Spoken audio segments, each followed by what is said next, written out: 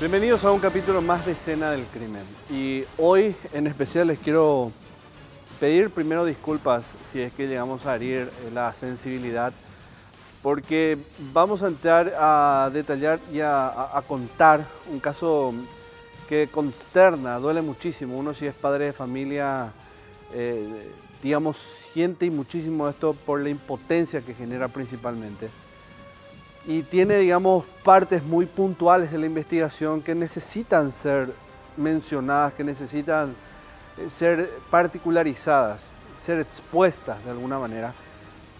Alguno pensará que por el pudor eso se debería obviar, pero siempre cuando es una investigación forense requiere de este tipo de detalles, de explicaciones, de estudios, para que puedan ustedes entender finalmente qué herramientas se utilizan para investigar y cuál es el proceso que atraviesa la policía y la fiscalía de manera a determinar responsablemente quién es el autor de un hecho punible. Y les comento esto porque vamos a hablar esta noche de este caso que ocurrió hace varios años en Villa Hayes. Era una niña que tenía una labor que no le correspondía, a su edad al menos.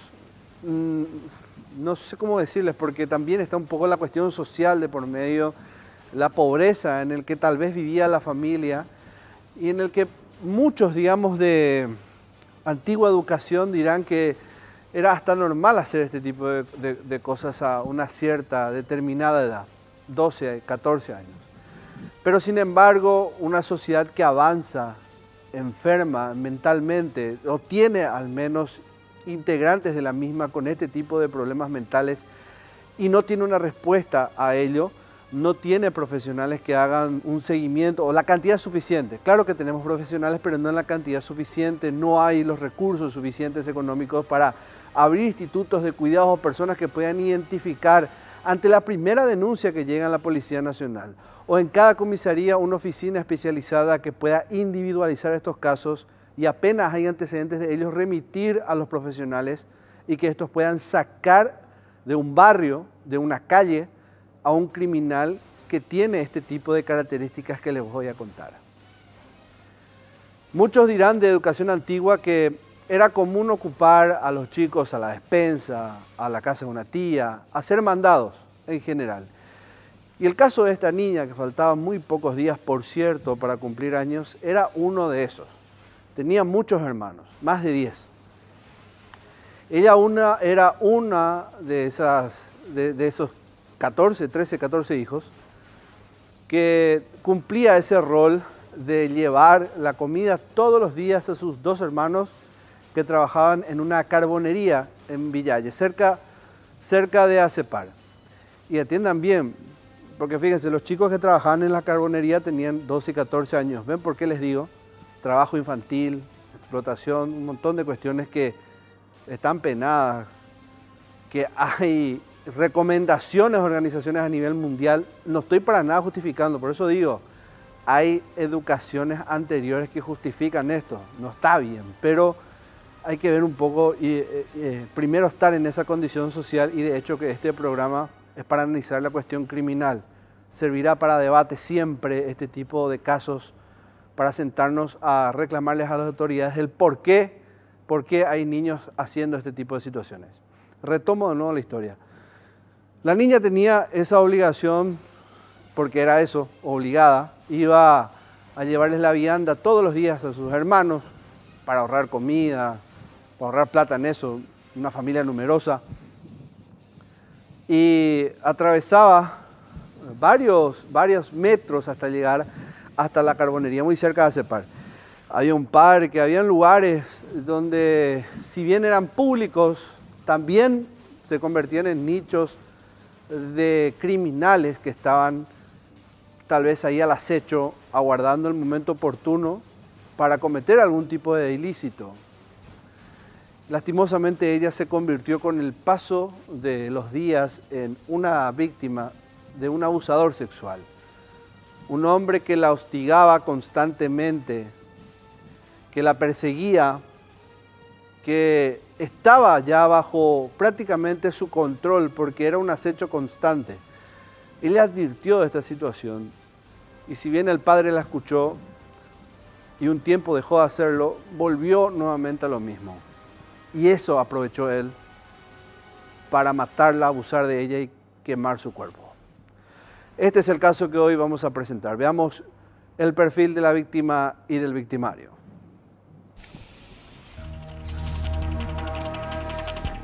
Perfiles. Víctima. Nombre: Basilia Angélica Castillo Paredes. Edad: 10 años. Nacionalidad: paraguaya. Domicilio: Barrio Ciudad Nueva, Villa Hayes. Profesión: menor de edad. La niña salió de su casa para llevarle comida a sus hermanitos que trabajaban como ayudantes de los camiones carboneros de Acepar. Sospechosos. Nombre: Domingo Jiménez. Edad: 43 años. Alias Mingo Pucú. Nacionalidad: paraguaya. Domicilio: Villa Hayes. Profesión: empleado. Fue el primero en ser detenido. Casualmente era tío de la víctima. Estuvo preso 2 años y luego fue absuelto por el Tribunal de Sentencia. Nombre: Félix Octavio Coronel Colmán, alias Ula Ula. Nacionalidad: paraguaya. Domicilio: Villa Hayes. Profesión: empleado. Prontuario: abuso sexual y violación. La policía sospecha que tanto él como Mingo participaron en el ilícito. Ambos fueron absueltos. Victimario. Nombre: Ramón Ruiz Díaz del Valle. Edad: 37 años. Nacionalidad: paraguaya. Domicilio: Villa Hayes. Profesión: empleado. Fue reconocido por una vecina del lugar, quien lo vio salir del bosque con un pantalón manchado de sangre. Fue condenado a la pena máxima por el crimen. Ya sabemos quiénes son. Basilia, como les explicaba, les contaba parte de la historia al iniciar, era una niña apenas 10 años. Faltaba muy poco para cumplir los 11 años, 12 días en aquel entonces, para cumplir 10 años. Faltaba muy poco para ello. Y como todo niño tenía sus días, digamos, de poder vivir así con felicidad, esa inocencia, esa edad propiamente. Pero tenía el peso de toda su familia de hacer también, de trabajar, ayudar, cuando que quizás ella tenía que estar viviendo de otra manera. No era la única, sus otros hermanos también padecían lo mismo. Una familia numerosa, de escasos recursos, un papá que vivía de los pequeños trabajos, de las changas, era jornalero en muchas ocasiones, la madre no lo hacía en también reiteradas ocasiones, y tenían que mantener en aquel entonces a 10 niños. Sus hermanos de entre los mayores, estaban los que trabajaban en esa carbonería que les decía, y ellos todos los días almorzaban lo que la mamá les enviaba. Le enviaban en pequeñas viandas, en cacerolas. Le enviaba el almuerzo y eso lo llevaba a esta niña que hacía ese recorrido a pie. Y en parte de ese trayecto estaba el lugar donde este criminal esperaba todos los días, la observaba, la estudiaba, miraba si es que habían personas que pudieran entorpecer lo que iba a hacer, si es que alguien le iba a identificar o no, si había muchas personas en síntesis. Y no, escogió uno de esos tantos días, pese a que en algún momento ella ya contó esto, ya les comentó a su papá, ¿sabes qué, papá? Hay un señor que todos los días me molesta, está en bicicleta, me persigue. Y el papá, entre los padres al menos, era el que más le escuchaba, le prestó atención a esto y evitó que ella de alguna manera siga con ese trabajo de enviar comida a sus hermanos. Hasta que un día tocó la suerte para él de conseguir un trabajo, tuvo que ir lejos y volvió la niña a hacer lo mismo. Y ese fue el día, un 27 de agosto del 2004, hace 15 años más o menos. Esto fue lo que ocurrió en aquel entonces, a plena luz del día, así la mataron.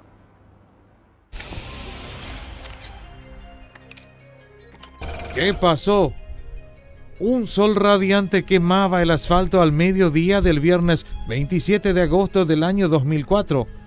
Pablo e Ignacio Castillo esperaban ansiosos la llegada de su hermanita Basilia Angélica Castillo Paredes. La niña de 10 años día a día les llevaba el almuerzo a la carbonería cerca de Acepar, donde ambos trabajaban para llevar a la casa el pan. Era el último día de la semana laboral y ellos, inquietos, aguardaban el final de la jornada, pese a que faltaban aún algunas horas de trabajo por quemar. 12:30. La habitual hora en que Basilia arribaba al sitio llegó, pero ella no aparecía. Sus hermanos contaban los minutos para ver a su pequeña figura ingresando al sitio, con ganas de devorarse algún delicioso menú que su madre les había mandado. La niña de 10 años salió de su domicilio ubicado en el barrio Ciudad Nueva de Villa Hayes, con destino al barrio María Auxiliadora, donde Pablo e Ignacio la esperaban ansiosos. Un largo trayecto bajo el sol le esperaba, pero ella tranquila inició su recorrido. Un hombre se cruzó en su camino a bordo de una bicicleta y se ofreció darle un aventón. Ella, inocente, no vio en el ofrecimiento malicia alguna y aceptó acompañarlo. Ahora al mediodía fue. Al mediodía. Él salió de la escuela y se fue, le va a dar comida a tu hermano. O que tipo ya ahora subirá. Bota uy sube no. Thì số hoàng hóa lấy sự ông cái pula số hoàng hóa gì lấy sự cái tại. Hai pa vamos a uy sube ông cái là sẽ đi về đây. Al menos 20 minutos debía caminar para llegar a destino y ahorrarse algunos de ellos no le vendría nada mal. Montada en el biciclo de aquel extraño, inició nuevamente su camino rumbo a la carbonería sin imaginar que serían sus últimos instantes de vida. Al alcanzar el Parque Emery, el hombre ingresó al sitio, aparcó su bicicleta contra un árbol y obligó a la criatura a seguirlo. La arrastró hasta una zona lejana dentro de aquel bosquecillo y bajo un árbol de carandaí la sometió.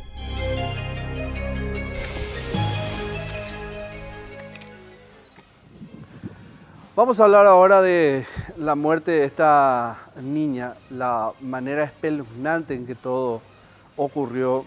Creo que les conté mucho de esos detalles de cómo se había dado todo, pero lo que aún ustedes no saben es que este hombre, y ya eso después les voy a mostrar, tenía antecedentes y se sabía que era una persona con problemas mentales que estaba rondando en la zona, con muchos antecedentes. Se sabía de él, se sabía que estaba en el lugar. La familia también, de alguna manera, por lo que contó esta niña, sabía de la existencia de un hombre que la estaba siguiendo, que la estaba acechando día a día, y pese a ello solo fue el padre el que tomó la decisión de suspender, y si bien fue momentáneo, al menos fueron algunos días y tal vez solo eso retrasó el final que le esperaba a esta niña, lastimosamente. Y nadie más se preocupó por esa pequeña. El caso sí tuvo tanta repercusión que al menos evitó que otros niños sean víctimas de este inescrupuloso, de este enfermo, de este hombre que estaba aguardando en esta plaza para tomarla, porque ella utilizaba esa plaza quizás imaginándose que en algún momento tendría el tiempo suficiente para jugar sin ningún tipo de preocupación, sin esas obligaciones que le cargaba la familia a ella. La de tener que llevar la comida, atravesar toda esa situación de miedo. Imagínense una pequeña que tenía tanto temor de que este hombre de la bicicleta finalmente la rapte, que le haga daño. Igual hacía lo que la mamá le decía, igual hacía lo que el papá le decía. Y una vez que la tomó, abusó de ella o la llevó, esto vieron, inclusive hay testigos, porque si no fuese por ello, también iba a costar y muchísimo identificar, porque van a escuchar ustedes a medida que vaya avanzando la investigación en el relato, que aparecieron otras personas que eran sospechosas de este crimen. Y finalmente se pudo determinar quién exactamente fue el autor del hecho porque había una persona que vio desde una caseta la apariencia. Luego ayudó la ciencia para poder confirmar la autoría de este hombre. ¿Quién fue el que finalmente asesinó a esta niña? Pero lo más cruel de todo esto, y ayer y en un programa anterior ustedes escuchaban al doctor Manuel Fresco decir que enfermo mental no es aquel que tiene pleno uso de las facultades de lo que está haciendo y cree que lo que hace es normal. Es una distorsión de la personalidad, una sociopatía ligada a muchos factores. Esta es la característica de aquel que lo que está haciendo sabe lo que hace, tiene el control de ello y las decisiones que toma, la toma en pos justamente de ocultar o modificar algo que hizo porque sabe que está mal. Así podemos entender el que haya quemado el cuerpo. Quería borrar las evidencias, no quería que se le identifique rápido. Así fue como mataron a la pequeña.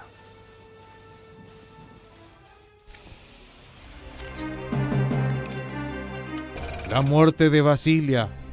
Habiendo satisfecho sus carnales deseos, el desconocido se encontró en una encrucijada.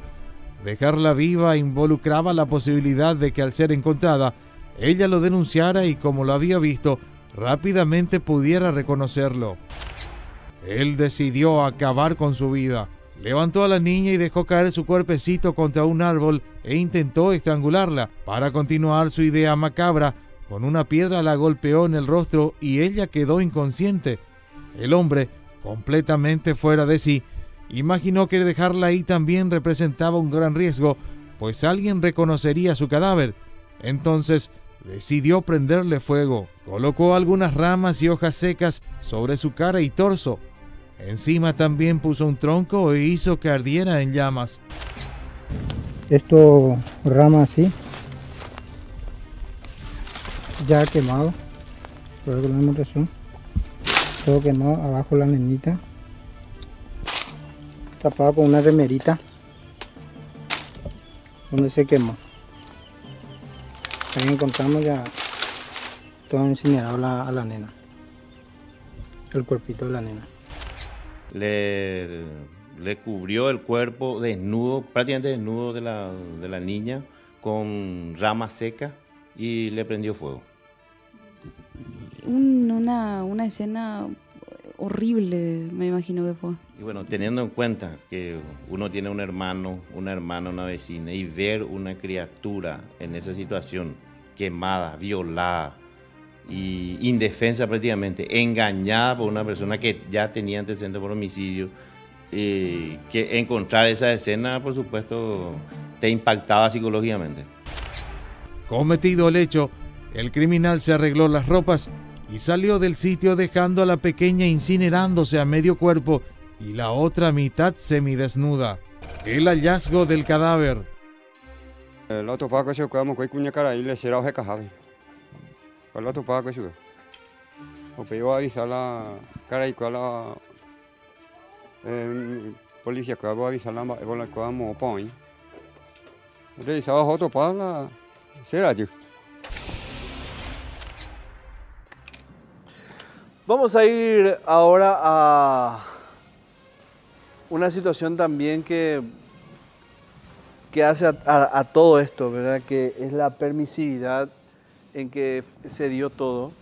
Es decir, si bien existieron testigos en aquel entonces que pudieron identificar a este hombre con posterioridad y sirvió de entre tantos dar la identificación, las características de este hombre, igual nadie estuvo ahí en el momento para auxiliar a esa niña. No había un agente policial lo suficientemente cerca que pudiera evitar esta trágica situación. Al parecer el destino marcó, pero así también como el destino tal vez le marcó a ella el camino, la cuestión no fue del todo positiva para él, porque afortunadamente para los investigadores dejaron restos o quedó cabos sueltos que pudieron ser verificados con posterioridad y servir en la investigación para identificarlo. Pero todo esto a la vuelta del corte. Vamos a seguir con más de la investigación del asesinato de esta pequeña. Con más de eso. Y antes de justamente avanzar dentro de esos detalles, lo que sí pudo determinar el médico forense en aquel entonces y descubrir, como ya veíamos en el informe, es la herida que ella tenía en las partes íntimas, producto de ese sometimiento sexual, y también el ahorcamiento mecánico que se había producido aquella vez por parte del autor. Esto es lo que determinó el forense en Heridas que Hablan.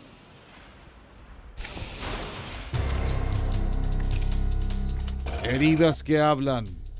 Gran parte del cuerpo de la niña acabó completamente calcinado. Sin embargo, su muerte pudo ser diagnosticada como traumatismo cráneoencefálico, asfixia por compresión y quemaduras graves.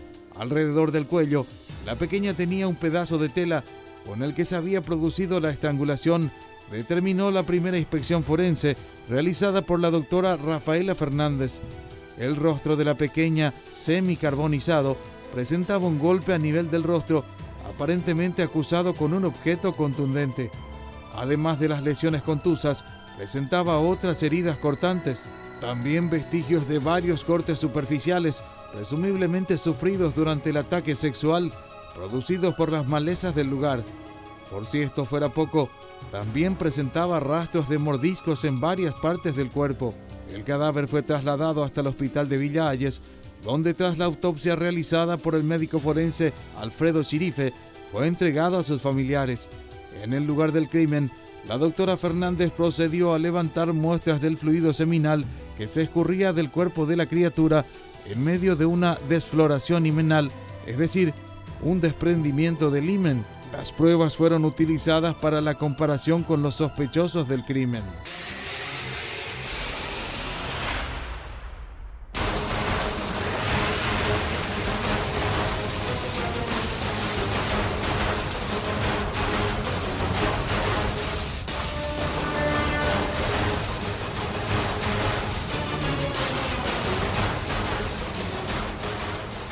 Basilia Angélica tenía 10 años cuando fue asesinada en el año 2004. Esto había ocurrido a finales de agosto, más o menos, en Villa Hayes. Ella era la penúltima de 10 hermanos en aquel entonces. Hoy, en la actualidad, esa pareja sus padres tienen 13 hijos. Dos de sus hermanos mayores que ella trabajaban en una carbonería en la misma ciudad, cerca de Acepar. Y ella tenía la obligación de llevarles todos los días la comida, el almuerzo, a sus hermanos. Otra vez, como les decía anteriormente, la realidad social, lo que pudiera uno comenzar a analizar y criticar de la situación de explotación en la que vivían esos pequeños, ¿no? Trabajando tan pequeños. Pero hoy vamos a recordar este crimen, lo deleznable de él, y el proceso de investigación que llevaron a cabo los agentes policiales de homicidios y también el Ministerio Público para lograr identificar y detener a este hombre. Y les decía, ese trabajo de llevarles todos los días la comida la expuso a un hombre que acechaba todos los días a esta pequeña. Era un hombre que muchos vecinos decían que se paseaba en bicicleta. Y uno de esos días, después de haber retornado a esas labores por el temor que tenía del acecho constante de este hombre, el padre había suspendido esa tarea que ella tenía, asumió él ese trabajo, pero después tuvo que retornar al trabajo, consiguió un trabajo en realidad, porque era un hombre que trabajaba un poco de esas changas que conseguía, y otra vez esa pequeña volvió a hacer lo mismo, y ahí ocurrió todo. En una plaza ella la atravesó, ese hombre le salió al paso, la obligó a subir a la bicicleta y se la llevó. Y fue en otro lugar, en un lugar con menos presencia de vecinos, más despoblado, en el que había ocurrido ese rapto, que él la golpeó, abusó de ella, la ahorcó y remató golpeándole en la cabeza con una piedra. Y luego quemó el cuerpo para que no la identifiquen. El caso es terrible desde todo punto de vista. Y posterior a ello, en que había ocurrido, son los dos pequeños hermanos quienes otra vez llegan a identificar el cuerpo, llegan a reconocer. Pero antes de nuevamente adentrarnos a este difícil proceso de contar, de revivir esta situación, vamos a recordar a la pequeña, hacer un honor a su memoria, porque el equipo de escena del crimen fue hasta la ciudad y recabó estos testimonios.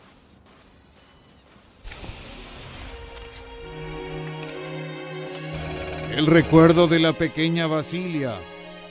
Basilia Angélica Castillo Paredes cursaba el segundo grado en la Escuela Municipal de Villalles. Ella era uno de los 10 niños que trajo al mundo el matrimonio conformado por don Pedro Castillo, de 49 años, y doña Silveria Paredes, de 33 años. Đây coi rồi không làm vậy sao có cái xe ở đây có bé mi tệ xem em bữa đại bé quen làm mà se haré co pues haré ve acá hoy coge hacer la cosa agua a la semana 15 años vamos a tener me mitad. Primero no sentí nada. Peino y los ceros yo no sé la ruta principal de agua yo acá ve ya ha pe yo una pe vende van la y se y la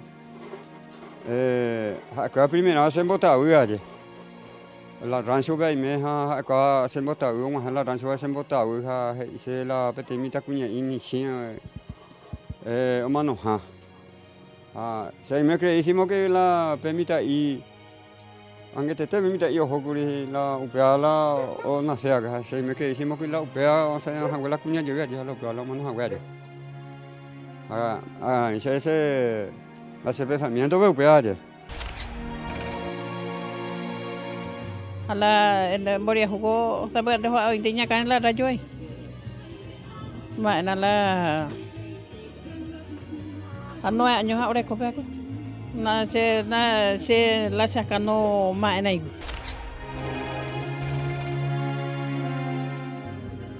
septiembre el 9 un bote en Acuri ya tranquila allá más anda ahí cu mitad caja tan ni bebe pero está por las apisas y pesa ya pero la mitad cuña caja está mante hoy y te más mante hoy pedí casi 3 meses ve oye ya raja o voy a entregar el apetito a peche a escuela juicio oral ve la oye condenada un guay apetito se puede vender más la igual la jesasu la conoce su otra vez yo juego a la esa que una vez o hice la ahí me seco ya veis na ula y la no José más ahora jala y mano que cala te porque a ti tipo perseguía sube a pecha agua jala te mi ula será que era la mo carbonería separve peya yo pecha allí la saco ve se ya mano hoy coño ve se ya mano hoy coño se na más o menos hoy cuala permita por lo menos hoy cuala más porque menos lo perseguimos y sube allá. El cuadro no sube, pero nunca nadie cuaya la tipo. Porque la pillaba le cuadro sube, por lo menos le cuaya por lo conejo porque por lo menos reaccionamos de ese allá. Y hace un Angélica GI, que lo perseguimos hoy sube, 2 veces más y lo perseguimos sube. A pila en la escuela ya jugar a la niña mano, cabela te digo, veo hoja lo ve más allá. O puta madre. Terrible realmente lo que cuenta el padre, la fortaleza que en algún momento tuvo él y prácticamente solo para poder afrontar ese proceso investigativo.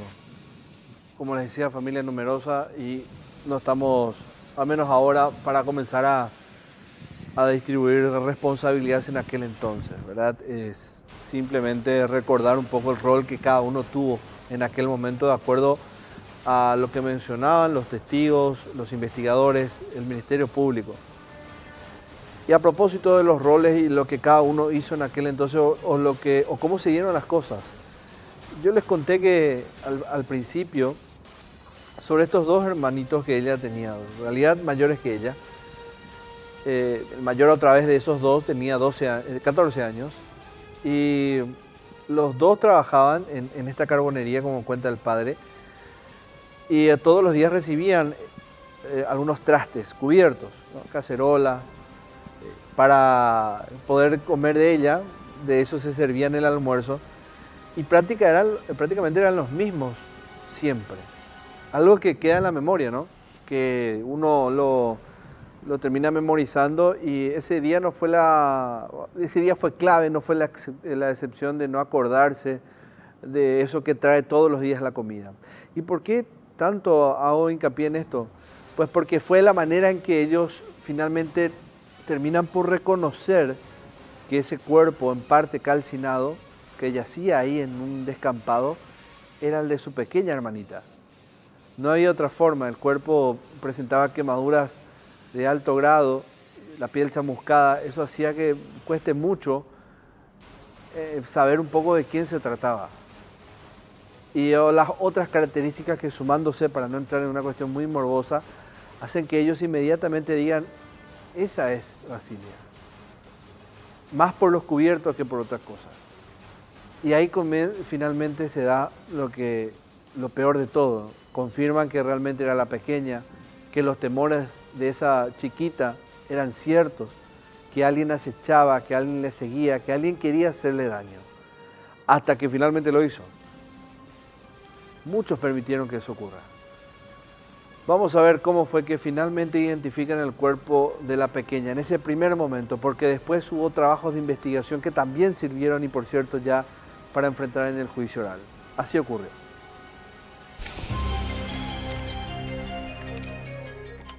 La reconocieron por los enseres. En las primeras horas tras el hallazgo del cadáver, la identificación de Basilia no fue fácil. El rostro completamente quemado no permitía reconocerla a simple vista, pues estaba completamente desfigurado. La noticia sobre el atroz crimen corrió rápidamente entre los pobladores del barrio María Auxiliadora, donde yacía inerte el cuerpo de la niña. Esta no tardó en llegar a oídos de Pablo e Ignacio. Una extraña sensación invadió a los hermanos al enterarse de lo ocurrido, y sin demora salieron de su lugar de trabajo hacia el bosquecito, donde todavía la comitiva fiscal y policial se encontraba realizando las tareas de rigor. A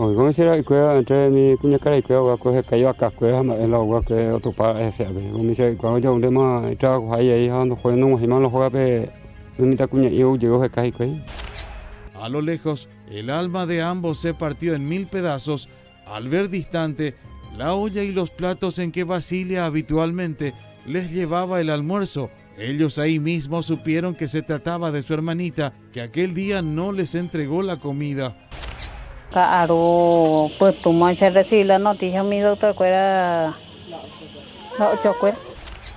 Una larga caravana acompañó el diminuto féretro cargado por 4 familiares de Basilia hasta el cementerio local. Más de un centenar de personas coincidió esa tarde en exigir justicia para la niña, entre ellos sus compañeritos de escuela.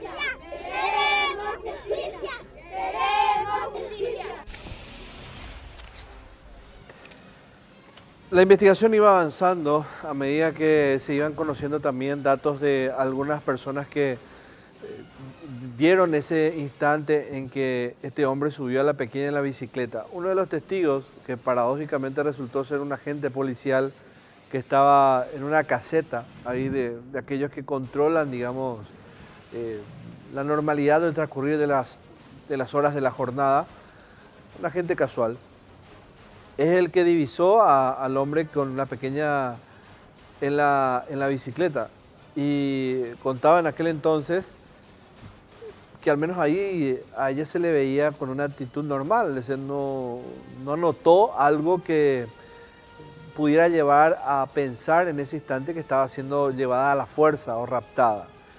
Pero sin embargo fue así. ¿Quién sabe qué habrá ocurrido para que esa pequeña niña no haya reaccionado? Pero sin duda sería absurdo ponerse a pensar, y más todavía cuando se trata de una pequeña. Podría ser que estaba aterrorizada en ese instante.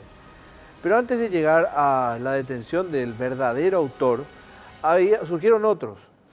que quizás por las características o falsos datos, porque muchas veces surge esto, la policía tiene que ir en ese control de descarte, el control de los datos que llega a la información que comienzan a comentarle los vecinos, curiosos, personas que dicen haber sido testigos, tiene que ir en un proceso de decantación, y esto fue lo que pasó. Pero para entrar en esa decantación, evidentemente, estos dos sospechosos comenzaron a ser los primeros en ser mediatizados como los autores del abuso, el asesinato y la quema del cuerpo de esta pequeña. Esto fue lo que pasaba o lo que ocurría en las primeras horas de la investigación en aquel entonces.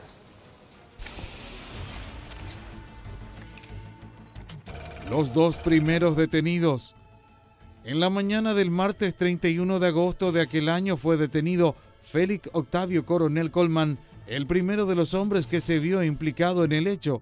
Él mismo ya tenía antecedentes policiales por abuso sexual y lesión a una niña que tras el tremendo hecho quedó bastante afectada. El hombre presentaba en sus brazos y cuello marcas de arañazos, lo que aumentaban las sospechas en su contra. De su vivienda se incautaron varios elementos que parecían involucrarlo, entre ellos un guardabarros de bici, ropa, armas blancas y 2 escopetas. Un día más tarde, en la tarde del miércoles 1 de septiembre, agentes de homicidios de investigación de delitos atraparon a Domingo Jiménez, tío lejano de Basilia. En su vivienda fueron incautadas 2 bicicletas, ropas, kepis y zapatos. También en poder de ambos fueron encontrados prendas con manchas de sangre que aumentaban las sospechas en su contra. Los detenidos, por su parte, negaron rotundamente haber cometido el estremecedor hecho, pese a que la policía tejió la teoría de que ambos podrían haber participado en el hecho, pero aquella semana empezó para ellos una pesadilla que duró 2 largos años, durante los cuales estuvieron en prisión sin juicio ni condena. Y ellos fueron absueltos posteriormente, una vez que los resultados forenses así lo confirmaban, ¿verdad? Los descartaba dentro del plano de la investigación.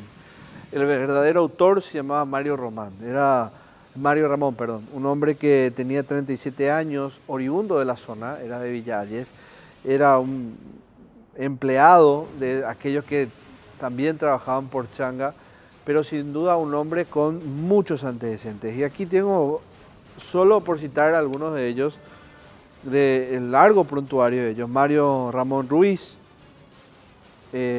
esto a la consulta de hoy, porque esto lo tuvimos hace poquito, tiene 45 años, de nacionalidad paraguaya, un hombre soltero, de profesión vendedora, al menos es lo que describe la base de datos de la policía. Les decía que era de Villalles. Aquí, por ejemplo, habla de problemas judiciales. Aquí en este documento se registra la captura de él por homicidio doloso y otros.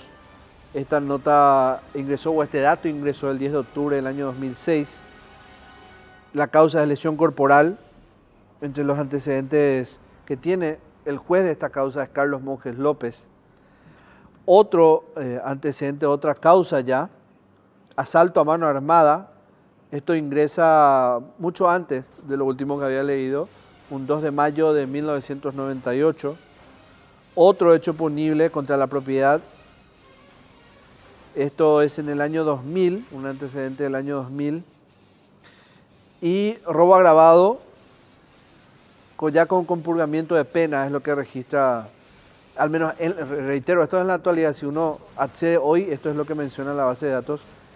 El ingreso de este dato es del año 2004, el 14 de julio del año 2004, este antecedente. Y uno último, que es, esta es la jueza de ejecución penal, donde menciona la continuidad justamente del proceso mencionado anteriormente, sí, que es del 28 de julio del 2004, es lo que les citaba anteriormente, que es el proceso por robo agravado, y este documento último habla justamente de del compurgamiento de ese hecho punible último que les leía.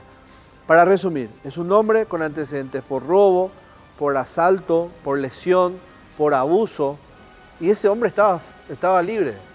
Ese hombre nunca despertó las sospechas de la policía. ¿Qué hacía un hombre frecuentemente en una plaza donde acuden niños con antecedentes por abuso. Simplemente decir que en una rutina de la policía, de un control policial en aquel entonces, pudiera haber arrojado una consulta aleatoria de las tantas que hace la policía también normalmente en calle, y quizás detectándose eso, se lo podía haber de alguna u otra manera ejercido una presión, un acecho también policial. Así como él acechaba, la policía también tal vez pudo haber acechado y tal vez de alguna manera podía haber evitado esto que ocurrió. Simplemente estoy imaginando una situación. No sé si hubiese podido ocurrir así, pero sin duda él operaba con tranquilidad, con libertad.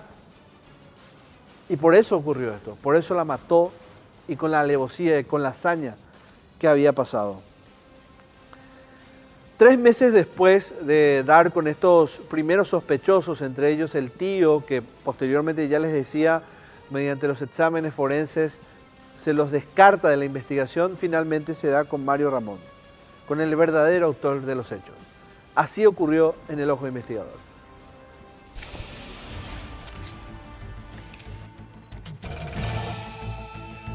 Bueno, el caso era grave en aquel entonces porque hecho de esa naturaleza no pasaba. En ese caso fue una niña violada, le enterró con basura, le quemó, le desvistió, le dejó en un lugar, y ahí surgió los primeros datos en el lugar del hecho. Surgió como primer sospechoso el que después fue detenido. ¿Por qué? Porque él ya tenía antecedentes por homicidio en aquel entonces y había salido hace un mes. También en esa época hablamos con testigos que vieron que él la había acompañado, se le vio, o sea, le tenemos bien indicado a la persona que le vio acompañarle a la criatura y que después amaneció muerta. En varias oportunidades este sujeto, ¿verdad? Le persiguió a la criatura, ¿verdad? Porque tenía esos antecedentes él. Pero también en aquel entonces era una persona temible, uno por la estatura que tenía, aspecto físico ya más o menos que le daba la expectativa de que en cualquier momento le iba a matar a alguien. Todo, cuando él se iba a la calle, más o menos la gente corría de él. Por eso enseguida se le relacionó en aquel entonces como el autor, porque aparte de que se le vio acompañado, y la última vez que se le vio viva a la víctima, en este caso la menor, la niña, él iba acompañado, se le tenía como un sádico en la zona. Y que después de la advertencia a los familiares, se le ve a esta persona que le acompaña, o que le llevaba a su lado. Inclusive había un personal policial que vio, ¿verdad? Pero no, en ese momento no le llamó la atención porque se iba con una persona mayor, una criatura. Cualquiera pudo haber dicho de que era su hija, su pariente, ¿verdad? Pero era ya una persona conocida, era temible este Ramón, ¿verdad? Ramón Ruiz Díaz, que posteriormente le detuvimos. También en ese entonces las prendas de este autor habíamos remitido a criminalística, también muestra de semen que se encontró por la víctima, que de hecho categóricamente ella fue primeramente violada y después le quemó. La casa donde él vivía, allanamos nosotros al día siguiente después de la aprehensión. Primeramente nosotros solicitamos su orden de captura por las versiones de los testigos. También hay un oficial de policía que vio que él le había acompañado ese día. A través de eso nosotros solicitamos la orden de captura de esta persona y después el allanamiento, porque priorizamos primero la detención. ¿Por qué? Porque las cosas que estaban en su casa a lo mejor no se iba a perder. Este autor jugaba más por la parte psicológica según los vecinos, ¿verdad? Que aparte de dar temor, hablando con él, una persona bonachón, una persona que hablaba despacio, más o menos, y utilizó eso para engañarle a esta criatura. Más o menos le engañó, jugó la parte bondadosa como para llevarle y matarle, ¿verdad? De hecho, jugó ya a matarle a esta criatura porque él era conocido, era del barrio. Y esa criatura, cuando en aquel entonces tenía 10 años, ya le iba a reconocer como autor material o autor ya del hecho de violación a esta persona, entonces decidió matarla. Bueno, la advertencia, según inclusive la mamá, según el papá, fue la punta del ovillo para llegar hasta el autor, que fue este Ramón, ¿verdad? Hoy en día condenado a 25 años, porque la criatura ya se sentía perseguida por esta criatura le mencionó. De ahí empezó como primer sospechoso. Después, del trabajo de campo, pudimos determinar y obtener varios testigos de que era cierto de que en varias oportunidades él había seguido y que fue el último con quien estaba esta víctima.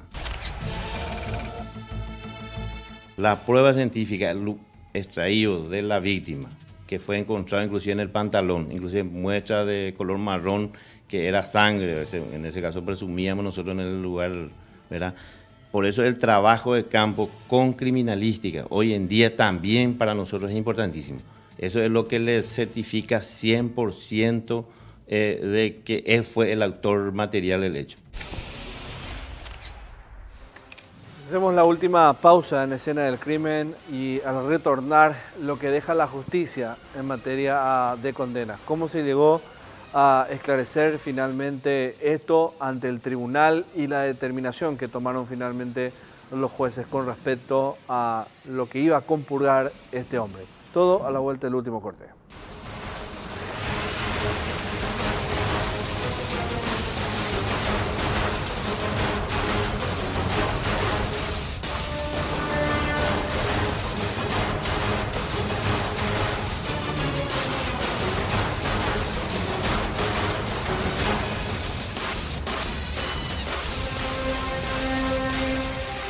A Basilia, de 10 años, la mataron en el año 2004. Era a finales de agosto, faltaba muy poco para que cumpla 11 años. Ella tenía que llevar la comida, el almuerzo a sus dos pequeños hermanos de tan solo 14 y 12 años que trabajaban en una carbonería de Acepar en aquel entonces, en ese año 2004. Todos los días hacía esto. Ella tenía mucho miedo porque un hombre la acechaba constantemente, la miraba, la perseguía. Y de esto dio aviso a su padre y él tomó la determinación que en cierto tiempo deje de hacer eso. Él se iba a encargar de llevarle la comida a los chicos por un tiempo hasta que consiguió trabajo y ella tuvo que volver a esa obligación de llevar ese mandado todos los días a esa carbonería, el lugar donde trabajaban sus otros dos pequeños hermanos. Ellos eran 10 en total, la penúltima Basilia. Y fue en uno de esos días en que este hombre, bajo engaños, creemos de que le prometió llevarla hasta esa carbonería, acercarla en la bicicleta para que no tenga que caminar mucho, pero eso no ocurrió. Desvió camino, ingresó a un matorral, ahí abusó de ella, la golpeó, la estranguló y le pegó en la cabeza, la golpeó con un pedazo de piedra. Y para colmo quemó el cuerpo, intentando que no se la reconozca. Pero con el tiempo la policía logró, mediante pericias forenses, determinar, mediante fluidos humanos encontrados en las partes íntimas de esta niña, quién era el verdadero autor de este hecho. Y este fue Mario Ramón, un hombre de 37 años, con muchos antecedentes, con órdenes de captura, e inclusive en uno de esos antecedentes figura el de abuso sexual. Todos sabían de lo peligroso que era. Todos sabían de su peligrosidad, todos sabían que él andaba suelto, todos les tenían miedo, pero nadie se animó a decir de lo que hacía habitualmente. Mirar y estudiar a una potencial víctima. Nadie quiso ver lo que verdaderamente iba a pasar, o todos mostraban indolencia y quizás esperaban de que le toque a otro. Me parece que fue así. La condena, 25 años de cárcel. Hoy en día solo quedan 10.